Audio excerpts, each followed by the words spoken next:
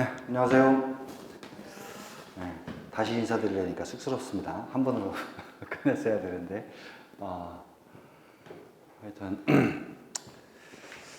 모처럼 지금 올해 시험 끝나고 몇 달 쉬었다가 지금 처음 나왔는데, 학원에서 장비 좀 업그레이드하고 이러면서 조금 매끄럽지 않은 부분이 있었던 것 같습니다. 조금 이해를 좀 부탁드리고요. 네. 자, 오늘은 이제 2023년 감정평가사 1차 대비 민법 기본이론 첫 시간입니다. 저는 이찬석이고요. 네. 먼저 전화번호 먼저 알려드릴게요.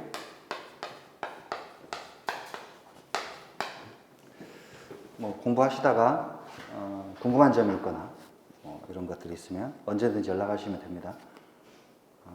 전화해도 안 받는 경우도 있을 건데 그러면 문자 남기시거나 아니면 요즘에는 이제 카톡으로 많이들 질문하시거든요.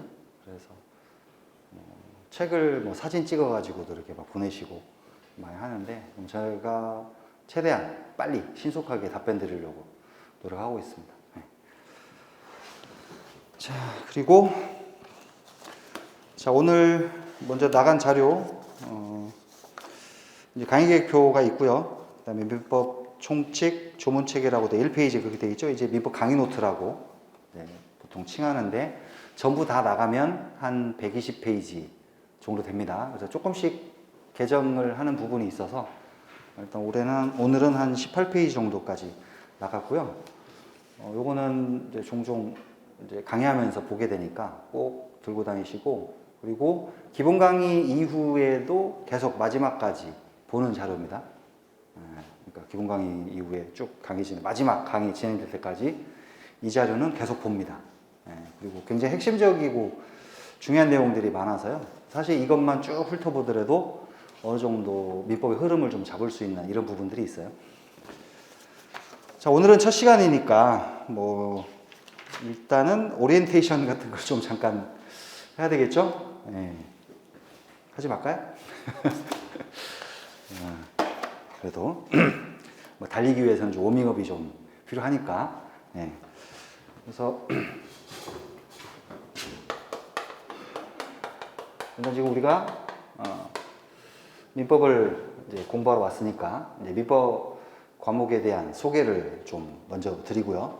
그 다음에 이제 공부를 어떻게 할 거냐, 공부 방법론에 대해서 좀 먼저 간략하게 좀 언급을 하고 가겠습니다. 그리고 이제 전체적인 우리가 이제 무엇을 배우고 어떤 길을 갈 것인지 전체적인 개관을 좀 잠깐 할 거예요. 그리고 나서 이제 진도를 나가게 될 텐데, 일단 감정평가사 시험에서는 일단 민법 과목은 1차 시험에 들어가겠죠. 1차는 다들 아시겠지만 선택형이고요. 5개 중에 하나 택일, 문제는 40문제고, 그리고 이제 평균으로 하면 60점, 평균 60점 이상, 그 다음에 각 과목 40점 이상 득점을 해야 되죠. 아시죠? 평균 60점 안 되면 합격을 못 하는 것이고, 그리고 평균은 60점 넘었다 하더라도 각 과목, 이제 5과목이 있죠. 1차 과목에 한 과목이라도 40점 밑으로 내려가는 게 있으면 이걸 과락이라고 보통 얘기하죠. 그러면 시험을 합격을 못 하게 됩니다. 어쨌든 각 과목 40점 이상 맞고 평균 60점을 맞아야 되는데, 평균만 생각하면 민법 한 60점만 맞으면 일단 되죠.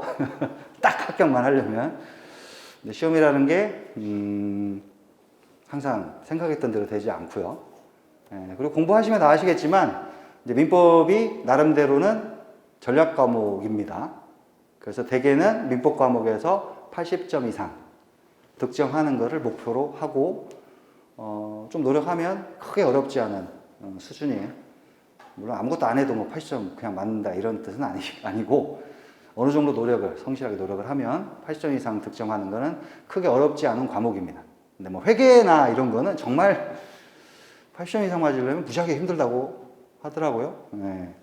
근데 법 과목은 노력한 만큼 성적이 나오는 거기 때문에 충분히 맞을 수 있고, 잘 맞는 분들은 90점 이상 맞는 분도 많이 계세요. 노력 여하에 따라서. 실제로 좀 어느 정도 평이한 수준 출제되면 올해도 뭐 평이한 수준이었는데 올해 같은 경우에도 90점 이상 득점하신 분들 많아요. 그러니까 가끔가다 100점, 97.5점 이렇게 맞는 분들도 계시고 하는 만큼 노력한 만큼 성적이 나오는 과목이다 이렇게 생각하시면 되겠습니다. 그래서 민법을 잠깐 이제 말씀을 드리면 일단 민법이라는 이름을 가진 법률이 있어요. 보통 이제 민법전이라고 표현을 하는데 본문이 1조부터 1118조까지 있습니다. 조문이 굉장히 많아요. 조문만 모아놔도 책 한 권이 됩니다. 지금 조문자료 나갔죠? 조문자료. 조문자료 아까 한 번 했는데 조문자료. 이건 전부 다는 아닙니다. 우리 시험 범위까지 조문하고 그리고 이제 채권법 뒤쪽 부분에 시험 범위는 아닌데 우리가 좀 참조할 만한 조문 조금 덧붙여서 만든 거예요. 그래서 항상 옆에다 곁에 두고 친해지시기 바랍니다. 일단 처음에 볼 때는 이게 무슨 말인가 싶지만 하여튼 친해져야 됩니다. 그래서 이게 전체 이제 1118조까지 있는데 5편으로 되어 있거든요. 그래서 맨 앞이 민법 총칙입니다. 그 다음에 물권법, 그 다음에 채권법, 그 다음에 친족법, 상속법. 이걸 합해가지고 이제 보통 가족법 이렇게 얘기를 많이 하거든요. 그래서 총칙, 물권, 채권, 친족, 상속 이렇게 5개 편제로 되어 있고요. 그래서 민법 총칙 1조부터 184조까지 이렇게 있고 물권법이 이제 372조까지. 이게 채권법이 766조, 친족상속법이 이제 1118조까지 이렇게 되어 있습니다. 굉장히 조문이 많아요. 시험 범위는 이제 간평사 시험 범위는 여기까지고요.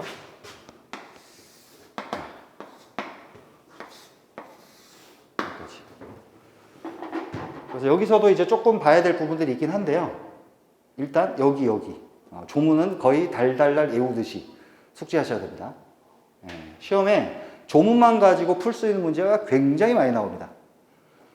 특히 간평사 시험은 다른 시험보다 조문 비중이 높은 편이에요. 10문제 내외에 출제되는 경우가 많거든요. 올해 10문제 넘게 나왔어요. 조문만으로 맞출 수 있는 문제가. 작년, 재작년 조금 덜 나오긴 했었는데 통상 10문제 내외에서 왔다 갔다 하는 경우가 많았거든요. 이게 40문제 중에 10문제 정도면 25%잖아요. 굉장히 높은 비중입니다. 그럼 조문 말고는 그럼 뭐가 나오냐? 판례거든요. 판례. 구체적인 이제 민사 분쟁이 벌어져서 이제 법원이 이제 판결하게 되잖아요. 여기 이제 판례인데 출제 비중은 이제 판례가 훨씬 높죠. 그리고 객관식 시험에 보통 뭐 옳은 것은 뭐 옳지 않은 것은 이래놓고 다툼이 있으면 판례에 따른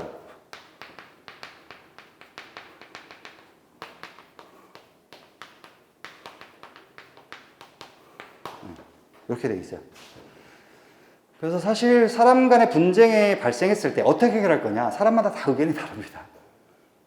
그래서 법도 어떻게 해야 되냐 막 입법 과정에 다툼이 굉장히 많잖아요, 그죠? 근데 그 구체적인 이제 그 재판을 할 때도 원고가 뭐라고 주장하고 피고 뭐라고 주장하고 막 공방이 왔다 갔다 하잖아요. 근데 이제 시험에서는 답을 내야 되기 때문에 특히 선택형이잖아요.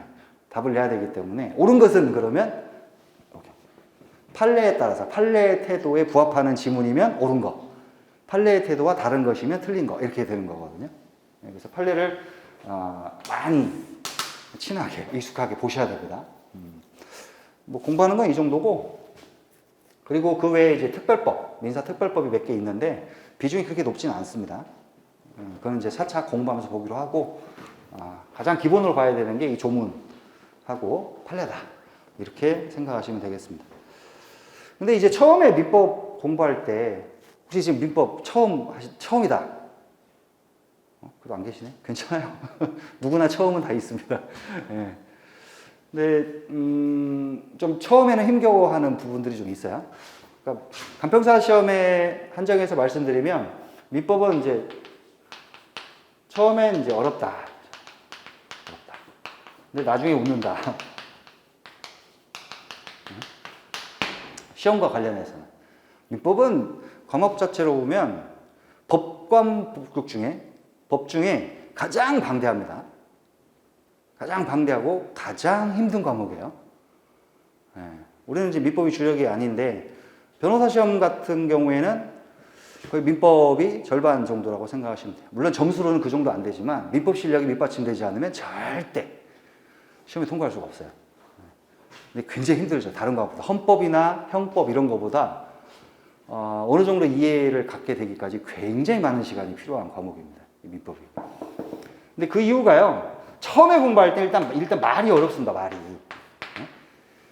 다 책에는 예전에 제가 이제 처음에 법대에 들어갔을 때 이제 책 보면 토시 빼고 다 한자였습니다. 그래서 이 한자를 모르면 일단 읽을 수가 없어. 근데 지금은 이제 그런 시대는 아닙니다. 다 모든 책이 다 한글로 되어 있어요. 그래서 읽을 수는 있어요. 다 처음 공부하면서 여기 이 책도 그렇죠. 다 한글로 되어 있어요. 읽을 수 있어요. 그런데 이 말이 도통 뭔 말인지 알 수가 없다 이거죠. 그러니까 우리말로 써 있긴 한데 사실상 처음에 볼 때는 외국어나 다름없다 이거죠. 그래서 용어가 익숙해질 때까지, 말이 익숙해지기까지 좀 어려운 부분들이 있어요. 근데 이건 어떻게 해결할 방법이 없어요. 우리가 그동안 잘 안 써오던 말이기 때문에. 그리고 어떤 분야를 들어가서 뭐 나름대로 좀 공부를 하고 전문성을 갖기 위해서는 그 분야에 어느 정도 시간의 투자가 필요한 거 아니에요, 그죠? 법학도 마찬가지입니다. 일단 용어가 익숙해지기 위해서는 많이 써봐야 돼요. 많이 보고 듣고 강의할 때도 많이 듣겠죠? 그리고 주위에서 뭐 기회가 있으면 같이 얘기도 해보고 많이 써서 익숙하게 만들어야 됩니다. 단번에 안 돼요, 이거는. 어떻게 할 방법이 없어요. 외국어도 그렇잖아요. 한두 번 봤다고 영어 공부할 때 뭐 단어 한두 번 봤다고 해서 그냥 머릿속 쏙 들어가는 거 아니잖아요. 사실상 법률 용어 처음에 공부할 때 외국어나 다름없어요. 그러니까 이제 자주 봐야 된다. 그리고 그 다음에 이제 어려운 게 이제 방대하다는 거거든요. 아까도 말씀드린 내용이 굉장히 방대합니다. 그리고 그 방대한 내용들이 서로 연관되어 있어요. 바로 떨어져 있는 게 아니고. 자, 보세요. 민법 총칙. 이 총이 모두의 뜻을 가지고 있거든요. 민법 전체를 아우르는 조문입니다. 그럼 민법 총칙을 제대로 이해하려면 물권, 채권, 친족, 상속을 다 알아야 되는 거예요. 그걸 다 알지 못하면 정확하게 이해하기 어려운 측면이 있어요. 그럼 처음부터 이제 수학 공부할 때처럼 처음에 아라비아 숫자 뭐 1, 2, 3, 4, 뭐 더하기, 빼기, 곱하기, 나누기, 뭐 방정식, 미적분 이런 수 단계적으로 나가는 게 아니란 말이죠. 처음부터 모든 게 다 쏟아져 나오는, 오히려 이제 전체 아주 높은 단계에서 이해할 수 있는 이 총칙을 맨 앞에 조문이 배치해 놨기 때문에 사실상 좀 뭐 그래서 좀 이해가 어려운 부분들이 좀 있어요. 그리고 그게 모두에 대한 조문이다 보니까 여기에 서로 연관되어 있는 부분들이 많이 있겠죠. 그죠? 그래서 말 자체도 지금 생소한데 뭐 뒤에 연관되는 내용들이 막 종종 등장을 하기 때문에 그러한 부분들이 좀 어려운 부분이 있습니다. 처음에는. 근데 다행인 것은 간평사 시험에서는 일단 범위가 좁다는 거죠. 그죠? 민법 총칙, 물권법 여기까지만. 채권, 친족, 상속은 일단 빠진다 이거죠. 그럼 조문상으로 봐도 벌써 절반 이상이 빠져요. 그죠? 양쪽으로 팍 줄어들었죠? 그리고 이 질적인 차이도 가져옵니다. 이게 채권법, 친족법, 상속법까지 시험법이 들어가면, 전체가 들어가면 문제 하나 내면서요. 전체에 관련된 것들을 냅니다. 그러니까 다 알아야 되는 거지. 이쪽에 나와 있는, 이쪽에 나와 있는, 이쪽에 나와 있는. 그래서 문제를 제대로 하려면 다 알아야 되는 이런 문제들을 낼 수 있는데 좀 더 깊이 있게. 근데 간평사 시험은 여기까지밖에 시험 범위가 아니기 때문에 여기가 일부는 나오긴 하는데 절대 깊이 있게 낼 수가 없는 거예요. 그러니까 수준이 좀 얕게 나올 수밖에 없다라는 것이죠. 그래서 요거 처음에 용어의 어려움만 좀 극복하고 조금만 노력을 하면 이게 시험을 보기 위한, 그러니까 어느 정도 목표하는 80점 이상의 수준을 가기 위한 거는 다른 뭐 시험법이 넓은 이런 데에 비하면 간평사 시험은 크게 어려운 부분은 아니에요. 그러니까 처음 들을 때 뭔 말이지? 강의 들으면 그래도 뭔 말인지 다 알아들을 거예요. 근데 좀 중간중간에 좀 짜증나고 이런 것들이 좀 있을 거거든요. 너무 실망하지 마시고 곧 될 거야. 잘 될 거야. 이렇게 생각하시면서 편안한 마음으로 공부하셨으면 좋겠습니다. 그리고 뭐 민법뿐만 아니라 이제 공부 일반에 해당되는 말이기도 한데요. 일단 공부할 때 특히 민법 과목은 자, 일단 이해를 하려고 노력을 하시기 바랍니다. 보통 복과목 그러면 암기 과목 분류하죠. 다 암기 과목 분류합니다. 암기를 열심히 해야 된다고. 완전 틀린 말은 아니긴 한데, 근데 암기로 접근하면 공부가 굉장히 힘들어져요. 모든 법에는 다 이유가 있습니다. 법이 왜 이렇게 만들어졌는지. 판례도 다 이유가 있어요. 이러이러이러이러 서로 싸우고 이렇게 주장하고 항변하고 뭐 결론이 이렇게 나오잖아요. 나름대로 다 이유가 있단 말이죠. 그래서 그거를 이해하면서 보려고 노력을 하시기 바랍니다. 그러면 처음에는 좀 시간이 걸리고 힘들더라도 나중에는 굉장히 편해집니다. 특히 판례. 조문은 어쩔 수 없이 암기해야 되는 부분들이 좀 있어요. 입법 결단의 문제이기 때문에. 그렇지만 판례는 거의 암기할 게 없어요. 그냥 이러이러해서 이렇게 결론이 나왔다. 한 번만 가지고 안 되겠죠. 몇 번만 반복하면 자연스럽게 기억이 되는 부분이 있거든요. 스토리가 있어서. 그래서 이해를 좀 하려고 노력을 해보시고, 그 다음에 이해만 한다고 끝은 아니에요. 반복해야 됩니다. 제가 항상 드리는 말씀인데, 우리 머리는 컴퓨터 머리가 아닙니다. 한번 들어갔다고 해서 그게 잘 저장돼가지고 금방 출력이 안 돼요. 들어갔다가 싹 사라지죠. 물론 완전히 사라지는 건 아닙니다. 머리 어딘가에 흩어져 있고 이렇게 바로 출력이 안 돼서 그렇지, 일단 들어간 게 있으니까 완전 무는 아니에요. 근데 공부 좀 하고 강의 듣고 처음에 그래서 힘들지만 이해를 했어. 이런 것이구만. 좀 지나요. 하루 이틀 지나 아무것도 생각이 안 난다 이런 느낌이 들 때가 있어요. 망각을 하게 돼. 망각. 까먹습니다. 그래서 반복을 해야 됩니다. 그럴 때마다 머리를 쥐어뜯게 되거든요. 특히 제가 민법이 좀 그런 게 심했어요. 저도 공부할 때. 처음에 공부할 때 헌법, 형법은 뭐 그럭저럭 괜찮았어. 근데 이놈의 민법은 보통 휘발성이라고 하죠. 저한테는 그러더라고요. 잘 날아가더라고요. 한번 열심히 보고 나름대로 그냥 할만했어. 한참 있다가 이렇게 보니까 내가 이것을 본 적이 있었는지 내가 이렇게 머리가 나빴었나? 이런 생각을 많이 하게 한 과목이 민법입니다. 근데 굉장히 지극히 자연스러운 현상이에요. 물론 화는 나죠. 가끔 이상한 사람도 있어요. 영화 같은 데 나오잖아요. 한번 딱 보면 딱 사진처럼 딱 찍혀가지고 무슨 일이 있었는지 머리만 한번 딱 떠올리면 막 이렇게 되고 그렇게 되고 하는 사람들이 있어. 근데 그건 사람이 아니죠. 그 사람이 아니고 우리는 평범한 사람, 평범한 사람. 평범한 사람은 입력이 한번 되죠? 없어져요. 계속 입력을 해야 됩니다. 계속. 근데 아까 말씀드렸죠? 없어진 건 출력이 금방 안 돼서 그렇지 머리 어딘가에 있거든요. 계속 반복해서 입력을 하다 보면 머리가 알아서 체계적으로 정리를 하게 됩니다. 그래서 어느 순간은 자연스럽게 출력이 돼요. 그러니까 괜히 애꿎게 우리 부모님은 왜 나를 이렇게 머리를 나쁘게 낳아주셨을까 이런 생각은 하지 마시고, 뭐 시험 볼 때는 알게 될 거야. 우리 뭐 결국 시험 잘 보려고 하는 거잖아요. 그거를 쭉 준비해서 딱 당일만 딱 생각나가지고 답을 맞추면 되는 거예요. 그래서 계속 반복 하다 보면 결국 시험장에 갈 때는 다 생각이 나게 된다. 물론 그 전에 이제 쭉 준비를 해야 되겠죠. 그래서 마지막으로 성실하게 준비해야 된다. 우리 인생은 100% 확실한 건 없죠. 뭐 수학 공식처럼 딱딱 떨어지지 않습니다. 이 점쟁이들, 사주 이런 게 사람들이 이제 찾아가서 돈을 벌게 된 이유는 미래가 불확실하기 때문에 그렇죠. 근데 그 사람들도 모르겠어요. 용한 무당들은 뭐 잘 바치기도 한다고 하지만 잘 모르겠습니다. 하여튼 미래는 잘 몰라요. 100% 확실한 게 없습니다. 인간이 할 수 있는 거는 뭐 미래를 어떻게 좌지우지 할 수 있는 거 없다고 생각해요. 근데 할 수 있는 거는 그냥 최선을 다해 내가 할 수 있는 범위에서 최선을 다해서 준비하는 것이죠. 그러면 시험의 영역에서는 아주 거의 100%에 가깝게 확률 높일 수 있다라는 것이죠. 최근에 영화 그 이상한 나라의 수학자인가?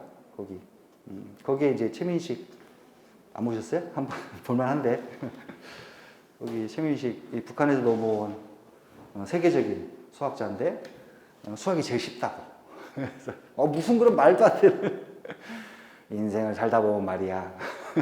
야 수학은 답이 딱 나오지 않냐고 노력하고 그러면 그렇죠. 인생은 정말 불확실하고 어떻게 될지 알 수 없는 불투명하고 안개에 쌓인 듯한 거지만 수학은 확실한 게 있다는 거죠. 공부도 거의 100%는 아니지만 근접할 수는 있다고 생각해요.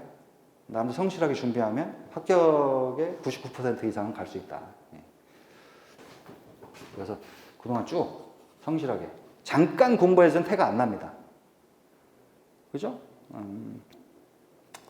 저도 게임은 좋아하지는 않는데 우리 아들들이 게임을 워낙에 많이 해서 그건 뭐 이렇게 포인트들이 금방 눈에 보이잖아요. 그죠? 뭐 하면 단계가 어느 정도, 레벨이 어느 정도에 와 있는지 눈에 보여, 금방 다. 근데 공부는 눈에 안 보이죠? 내가 공부를 지금 하고 있는데 이게 잘하고 있는 것인지. 그래서 오늘 열심히 했으니까, 플러스 10점, 뭐 내일 플러스 1점, 뭐 이런 식으로 눈에 안 보인단 말이죠. 그러니까 공부하면서도 내가 지금 잘하고 있는 것인지 항상 의문이 들어요. 그 시험에 임박할수록 불안감이 더 커집니다. 남들은 저만큼 훨씬 더 앞서가는 것 같고, 나 여기 뒤에 뒤쳐져 있는 것 같고, 인생의 낙오자가 되는 거 아닌가, 뭐 이런 생각도 들고, 오만 가지 생각들이 다 드는 것이죠. 지극히 정상적이라고 생각합니다. 미래는 불확실한 거니까. 근데 성실하게 준비하면 시험의 문턱은 다른 인생의 수많은 어려운 일들과 비교해서 봤을 때는 시험은 쉽게, 다른 것들에 비하면 쉽게 넘어갈 수 있는 영역이에요. 그러니까 확신을 갖고 접근하세요. 내가 성실하게 준비하면 이 시험은 넘어갈 수 있다. 그리고 어느덧 그렇게 성실을 쭉 하다 보면 자기도 모르게 실력이 올라와 있는 거예요. 하루하루 이렇게 뭐 1 플러스 1점, 뭐 플러스 1점, 플러스 1, 플러스 1 이런 식으로 가는 게 아니고 어느 순간에 부쩍 탁 실력이 올라와 있는 거거든요.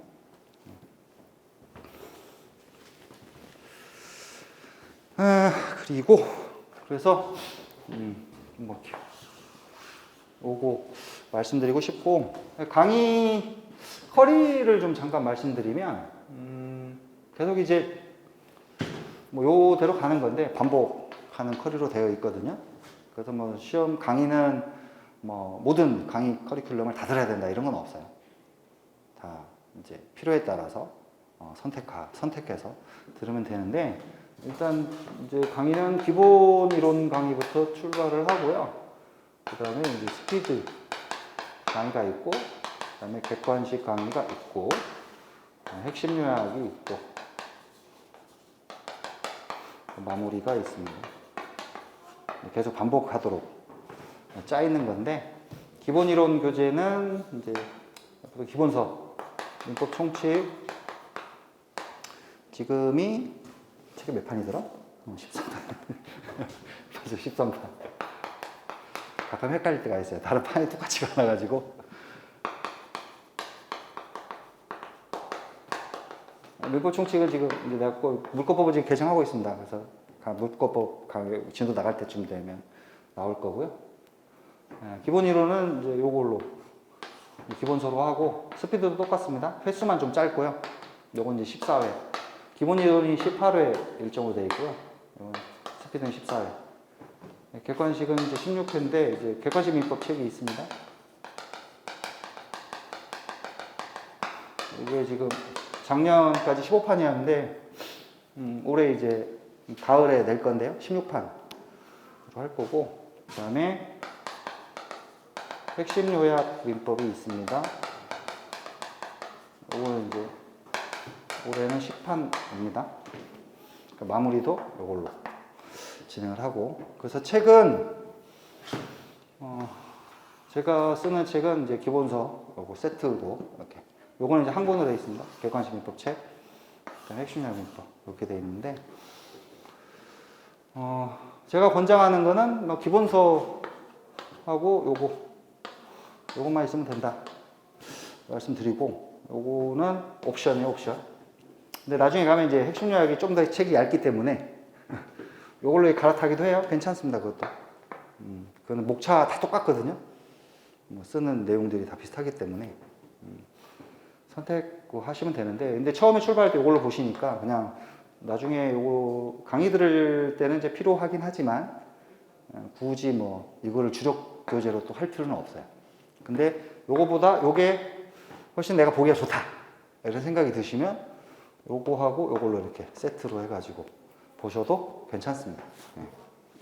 근데 책의 성격이 조금 달라요. 이거는 요 기본서는 이해를 바탕으로 학습할 수 있도록 쓴다. 이게 책의 기조예요. 그래서 조금 설명들이 이제 좀 많습니다. 그래서 혼자 공부하더라도 이해하는데 크게 어렵지 않도록. 물론 완전히 강의 한 번 안 듣고 혼자 이렇게 보려면 좀 어려워요. 근데 강의도 한번 듣고 집에 가서 이렇게 책을 이렇게 보면 이게 이래서 이렇구만 이렇게 이해할 수 있도록 그런 식으로 이제 책이 써 있는 거고, 그다음에 객관식, 우리가 이제 결국 최종적인 테스트는 객관식 문제로 하는 거잖아요. 이제 객관식 문제도 모아놓은 거고, 그다음에 요거는 이제 요거 압축판, 축약판이에요, 축약판, 기본서 축약판. 그래서 이해를 위한 설명 거의 없어요. 그냥 시험에 나오는 것만, 포인트들만 탁탁탁탁탁 이렇게 돼 있는 거죠. 그러니까 책이 훨씬 얇죠. 훨씬 얇고, 그래서 이제 보기 편안해하는 분들도 계세요. 그런데 이제 설명이 추가적인 설명이 그렇게 많지가 않아서 거의 없거든요. 나오는 포인트들만 이렇게 해놨기 때문에 어느 정도 이해가 좀 되어 있지 않으면 이것만 보면 조금 힘겨운 부분도 있을 수 있어요. 물론 강의 같이 들으면 뭐 상관은 없는데 그렇고, 그다음에 이 책에는 이제 기출 표시가 있고 OX 지문이 있어요.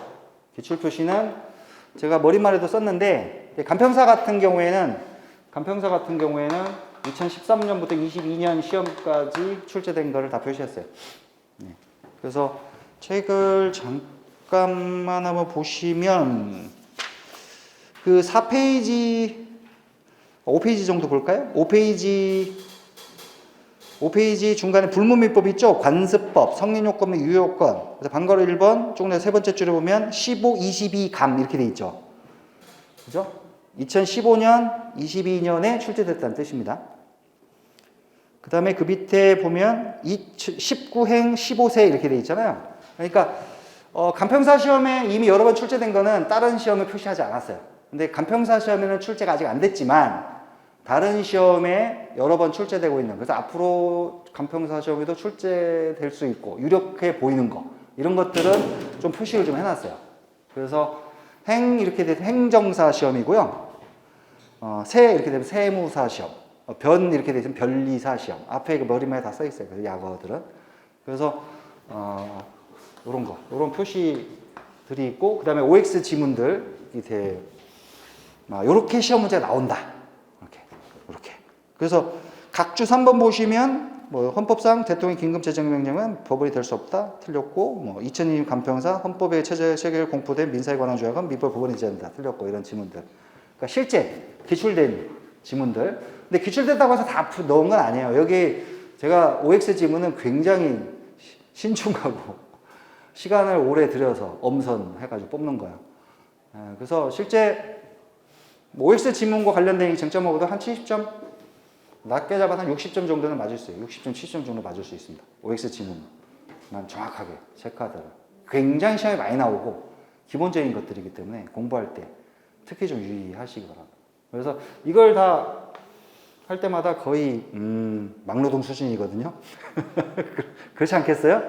시험 문제 다 나올 때마다 다 체크해가지고 일일이 다 기재를 해서 거기서 또 OX 지문들 다 이제 어느 게 좋을까요? 뽑고, 이게 많이 나오는 거야. 그래서 뽑고 이렇게 나온 건데, 근데 이거를 힘들지만 하는 이유는요,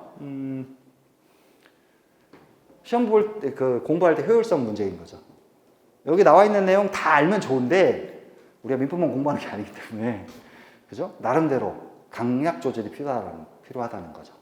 그래서 어느 부분을 좀 더 유의해서 볼 것인지. 예. 그러니까 강의할 때 제가 중요하다는 건 특히 이거 중요합니다. 뭐 강조하면서 말씀드려요. 근데 이런 거 보면 혼자 공부할 때도 어느 정도 판단을 할 수 있는 것이죠. 그죠? 아, 이거 딱 보면 많이 나왔구나. 심지어 많이 나온 건요, 10년 동안 8번 출제된 것도 있어요. 7, 8번 출제된 것도, 이게 진짜 있어요. 중간중간에 4, 5번 출제되는 건 굉장히 많습니다. 네. 그럼 4, 5번 정도 되면요, 2년에 한 번은 나온다는 거예요. 그럼 그 문제는 거의 거저주는 문제거든요. 그러니까 무조건 맞춰야 돼, 그런 것들은. 네. 그래서 강약 조절할 때 꼭 유의해서 보시라는 뜻으로 이렇게 하는 겁니다. 그래서 전반적으로 처음에 볼 때는 쭉 전반적으로 한 번은 읽어두세요. 근데 이제 무작정 그냥 다 똑같은 비중을 두고 공부하면 안 됩니다. 네. 좀 더 열심히 봐야 되는 것들이 있거든요. 그게 훨씬 시험에 많이 나오니까. 아시겠죠? 또 하고, 이렇게 해서, 뭐, 요런 데 주의해서, 이 핵심 요약에도 있어요. 뭐, 기출 표시하고, OS 지문들이 있습니다. 압축판, 추가판이라고 그랬죠? 그래서, 뭐, 강의들 이거 뭐 다 들을 필요는 없는데, 일단 강의만 쭉 들어도, 뭐, 귀에 뭐 따까리가 안 들 정도로 이제 듣게 될 거예요, 중요한 것들은. 그냥 강제 주입인 거지, 강제 주입. 근데, 다 듣기 좀 부담스러울 수 있으니까, 예. 이거는 여러분들이 강의 이제 공부 계획에 맞춰가지고 하시면 되고, 근데 혼자 공부하는 거 일단 기준으로 하면, 이거 굉장히 중요해요, 이거. 계속 반복을 좀 하셔야 됩니다. 특히 이게 애매한 회독이요. 보통 한 2, 3번 정도 보게 되면요. 책을 한 2, 3번 정도 보면, 이제 좀 알만할까? 조금만 알 것 같아. 조금만. 확실히는 아니어도, 문제 보면 생소하지 않아요. 근데 많이 틀려. 많이 틀려. 아직 확실하게 정리가 안 된 상태이기 때문에. 그렇죠? 그래서 일단 어떤 책이든 5번 이상 봐야 된다. 이렇게 말씀드리고 싶어요. 한 2, 3번 보고 왜 이렇게 성적이 안 나오죠? 이렇게 말씀하시면 안 돼요. 그런 분들 많이 계시거든요. 물론 마음은 충분히 이해합니다. 지금 다른 거 할 것도 많고 빨리빨리 성큼성큼 가고 싶은데 자꾸 그냥 뭐 앞으로 못 가고 머물러 있는 것 같으니까 답답하죠. 모의고사 나중에 보면 이제 성적도 좀 잘 나오고 그러면 좋을 텐데 잘 안 나오고 그러니까 답답한 마음에 저한테도 한번 무슨 비법이 있을까 싶어가지고 질문하시고 뭐 그러는데 특별한 비법은 없어요. 비법은 아까 말씀드린 조금 많이 나오는 것들을 좀 더 열심히 하면은 그만큼 효율성이 높다. 이것뿐인 거지 반복하지 않고 고득점으로 가는 방법은 없어요. 그러니까 2, 3번 보면 진짜 애매할 수밖에 없어요. 들어갔다 까먹고 들어갔다 까먹고 뭐 이런 거니까. 그죠? 책 하나를 가지고 한 5번 정도 본다. 5번 정도. 그래도 안 나오면 이제 공부 방법도 한번 되돌아볼 필요가 있고 좀 생각해 볼 여지가 있는데 한 2, 3번 보고 성적 안 나오면 너무 당연한 거예요. 너무 당연한 거. 그러니까 그런 거 가지고 심하지 마시고. 일단 뭐 서두는 뭐 이 정도로 하고요.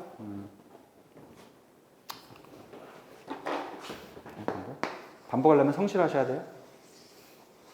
저도 이게 공부할 때 이게 제일 잘 안 되더라고요. 반복하려면 그만큼 공부 시간이 확보돼야 되잖아요. 성실하게 준비해야 됩니다. 오늘 하루 놀고 강의 빼먹고 뭐 이런 건 그렇게 큰 태가 안 납니다. 큰 차이를 안 가져와요. 하지만 하루 가고 또 하루 가고 또 하루 가고 또 하루 가고 엄청난 차이를 가져오죠. 마지막 시험, 2차 시험도 마찬가지입니다. 그러니까 성실하게 하셔야 돼요. 제 아무리 머리가 좋아도요. 시험이라는 거는 굉장히 정직한 분야라고 생각합니다. 앞에도 말씀드렸죠? 다른 인생의 수많은 복잡한 것들에 비하면 노래간만큼 빛을 발하는 영역이거든요. 마지막까지 성실하게 준비하시라고 말씀드리고 싶고요. 뭐 다른 것들은 뭐 강의 진행하면서 또 이제 종종 말씀드리도록 하겠습니다. 일단 뭐 서론은 뭐 이 정도로 끝내고요. 그리고 일단 강의 계획표를 좀 보실까요?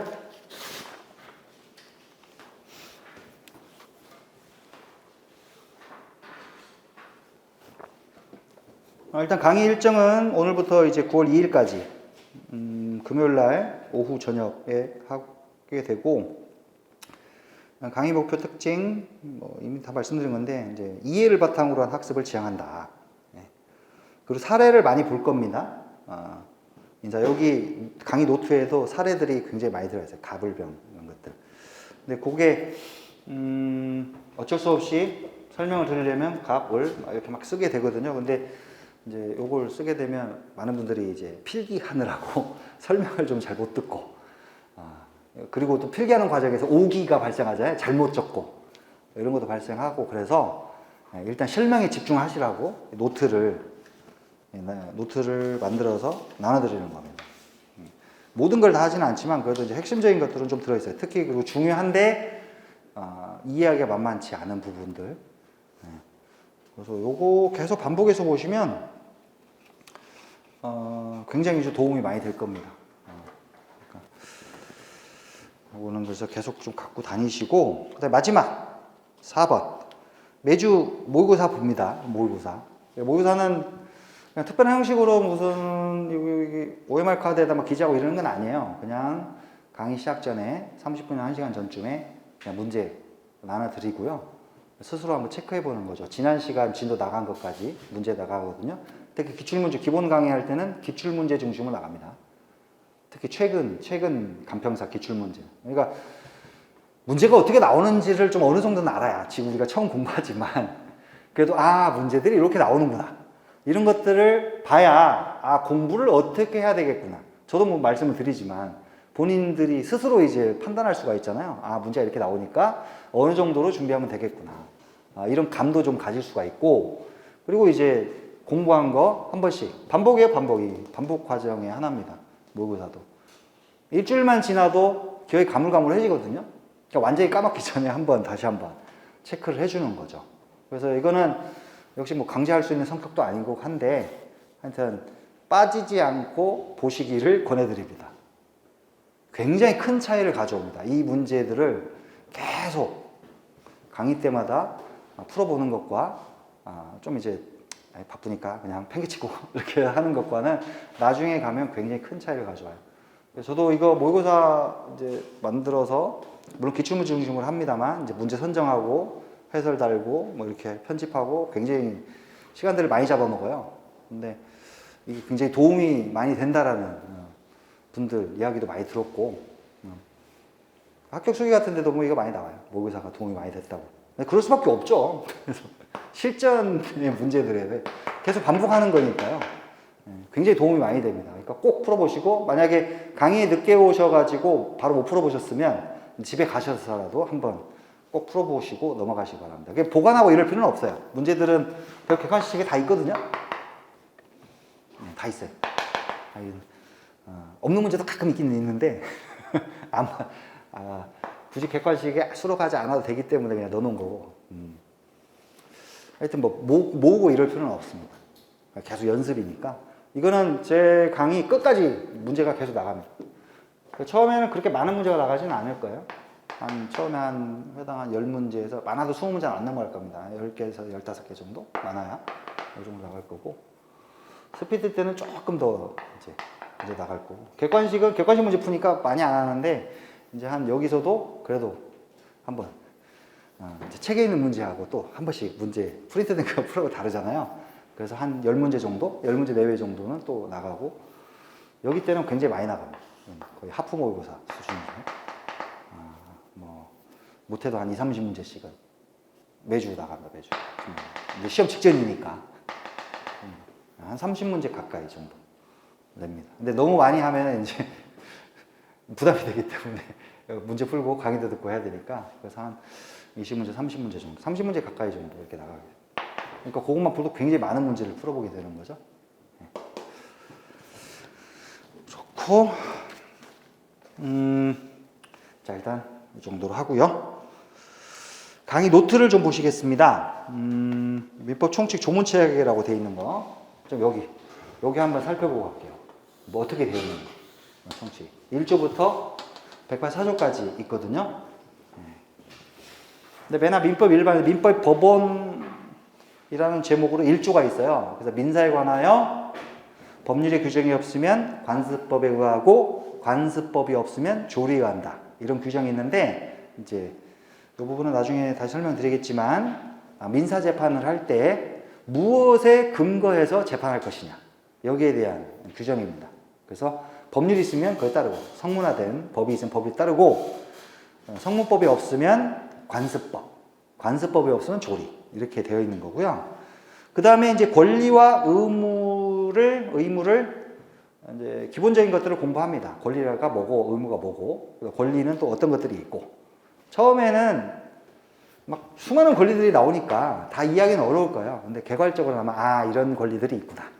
차차차 알게 되는 건데, 하여튼 그 부분들을 기초적인 개념들 이런 것들을 공부할 거고, 민법 조문으로는 신의성실 원칙이라는 게 있어요. 2조에 권리행사와 의무행은 신의에 쫓아 성실히 하여야 한다.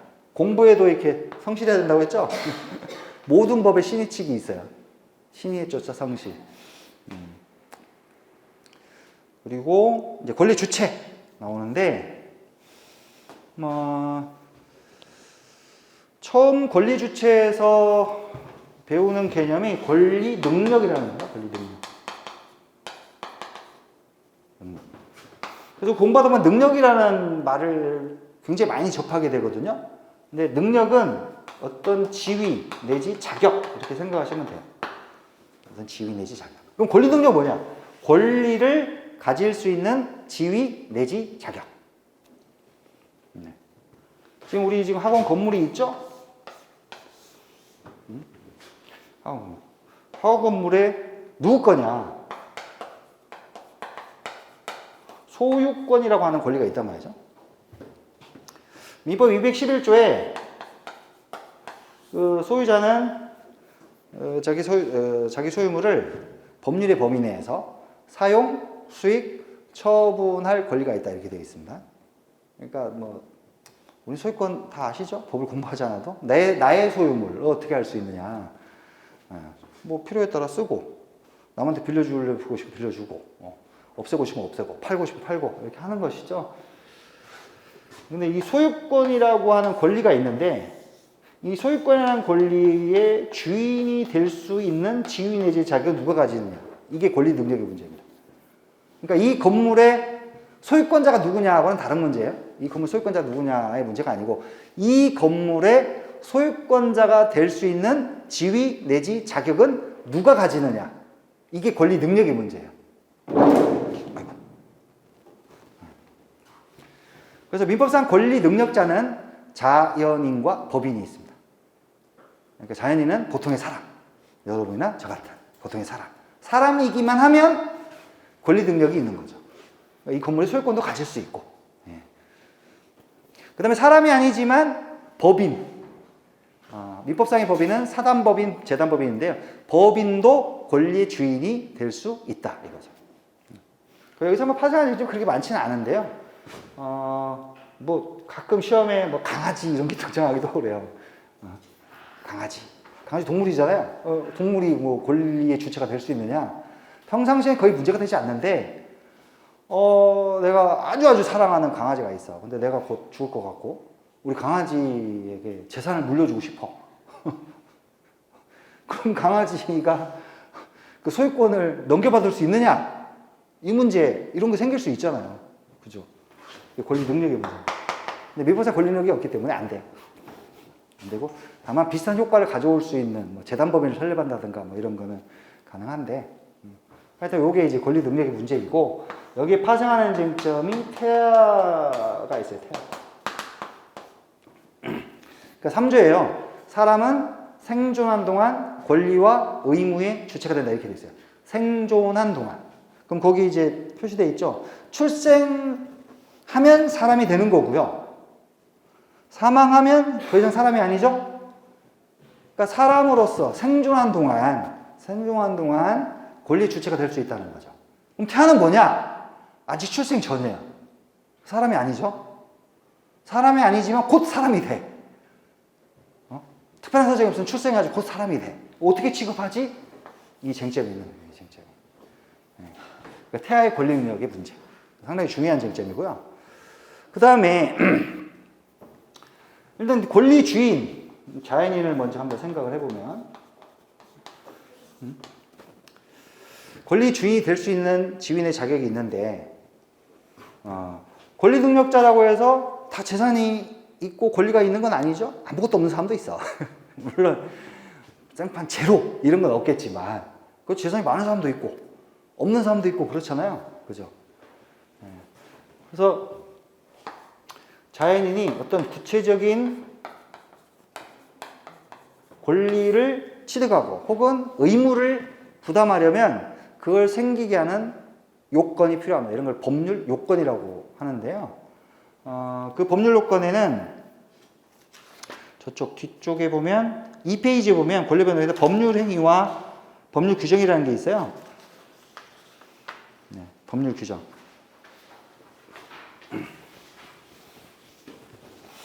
요거는 좀 처음에는 이해하기 어려운데 그냥 가벼운 마음으로 들으세요. 그냥 이런 게 있구나. 앞으로 이렇게 요 논의를 공부하겠구나. 이렇게 편하게 생각하시면 됩니다.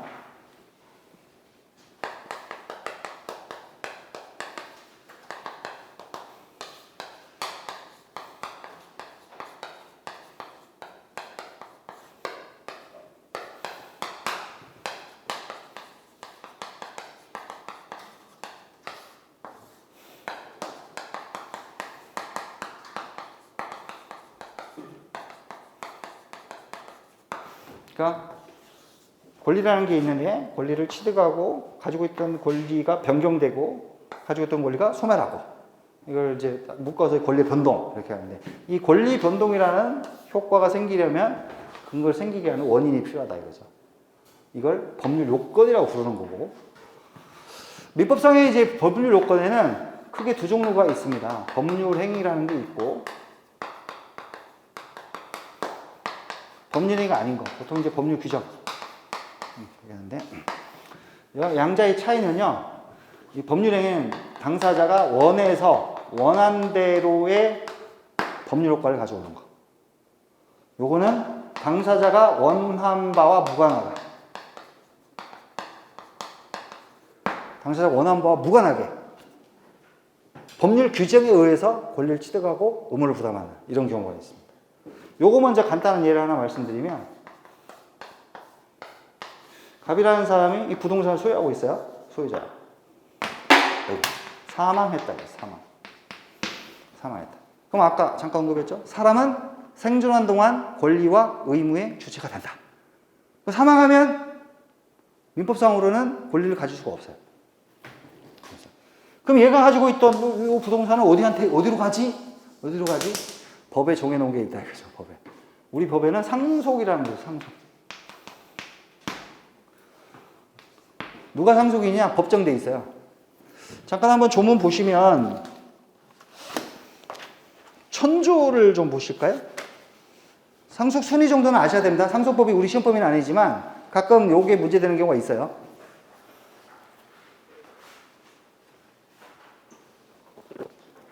천조에 상속에 있어서는 다음 순위로 상속인이 된다.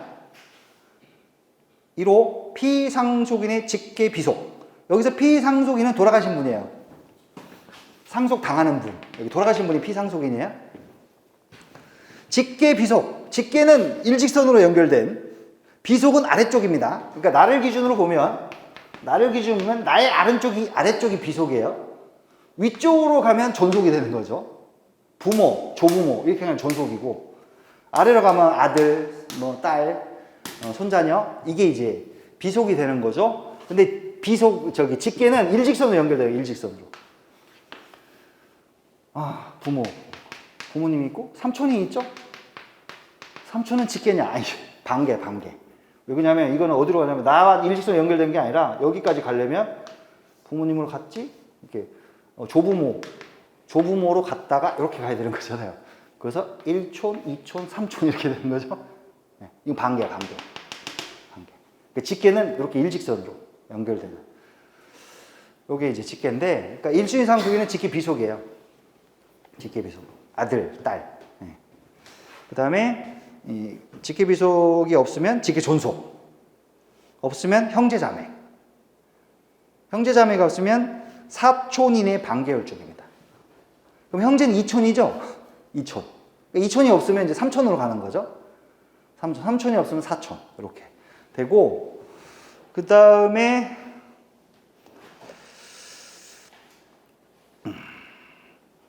천삼조에 보면 피상속의 배우자이죠. 배우자는 천조 1항 1호와 2호의 규정에 의한 상속이 있는 경우에는 그 상속인과 동순위로 공동상속이 되고, 그 상속이 없는 때는 단독상속이 돼요. 이게 뭐 상세한 내용 설명하죠. 하여튼 배우자도 법정 상속인이 됩니다. 그래서 얘가 이제 가백에 아무도 없고요. 유일하게 아들이 하나 있다고 가정을 해보죠. 그러면 아들한테 이 사람이 가지고 있던 모든 재산이 이렇게 넘어가게 됩니다. 근데 이거는 을은 뭐 내심으로는 그런 생각하면 좀 그렇지만, 하여튼 아버지가 돌아가시면 내가 저거 받겠지 이렇게 생각할 수는 있겠죠. 근데 자기가 그렇게 생각했기 때문에 받는 게 아니에요. 법에 그렇게 정해져 있다. 지금 저 보시죠? 다음 순위로 상속이 된다.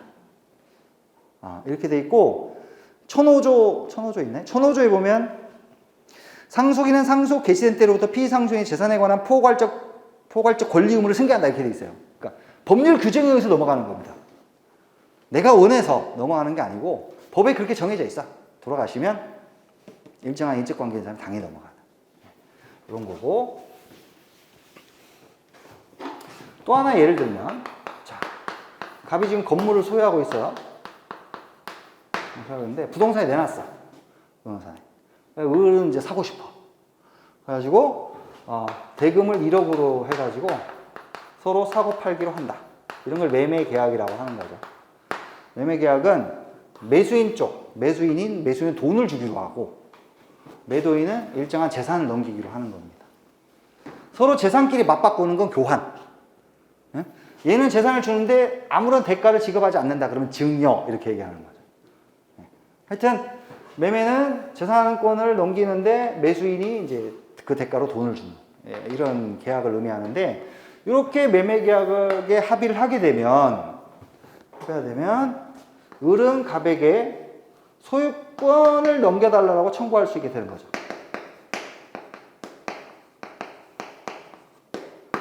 소유권 이전하는 행위를 해달라 청구할 수 있고요. 소유권 이전되려면 등기를 해야 돼요. 등기. 우리 법상 소유권 이전 등기를 해야 완전하게 소유권 넘어가요. 매수인한테. 그래서 구체적으로는 소유권 이전 등기 절차를 이행하라 이렇게 청구할 수 있어요. 이런 권리가 생기고, 반대로 갑은 뭐가 생기죠? 돈 달라고 청구하죠. 대금. 매매 대금을 청구할 수 있게 됩니다. 자, 이것도 이제 권리인데 왜 생겼냐? 갑과 을이 그런 법률가를 원했기 때문이죠. 그죠? 원했기 때문에 원한 대로의 권리 의무 관계가 생깁니다. 우리 흔하게 우리 뭐 자본주의 사회인데 뭐 이런 말 많이 하죠. 네? 우리나라는 이처럼 당사자가 합의해서 어떤 권리 의무 관계 의무를 갖기로 합의를 하면 합의한 대로의 권리 의무를 인정해 준다는 거죠. 이런 건 이제 사적 자치라고 하죠. 사적 자치. 사적인 법률 관계는 스스로 알아서 정할 문제다. 남이 관여할 일이 아니다. 이 수많은 형태의 이런 이제 것들이 있는데, 이런 거를 통틀어서 법률 행위라고 부르는 거예요. 그러니까 원한 바와 무관하게 법률 규정에 따르는 건 이렇게 서로 이렇게 크게 이제 분류하는 건데, 민법 총칙에서 이 법률에 관련된 내용들을 많이 공부하게 되는 거예요. 그래서 세밀한 것까지 하려면 이제 너무 이제 처음부터 힘겨울 수 있으니까 잠깐 이제 큰 틀만 보면 1페이지에 다시 노트 1페이지에 보시면 법률행위가 제대로 효력이 발생하려면 어떤 요건을 갖춰야 되냐에 대해서 의사능력, 행위능력이라는 게 있어요. 의사능력, 행위능력. 이 법률에 관련된 거고, 그 다음에 뒤쪽 2페이지로 오면 이 이제 법률행위 관련해서 성립요건, 그 다음에 일반 효력 발생 요건이 있죠. 그 당사자 의사능 행위 능력, 그 다음에 목적 관련해서 확정성, 실현 가능성, 적법성, 사실상성 이렇게 필요하다. 적법성만 얘기하면 그러니까 민법은 사적 자치 원칙이 지배하거든요.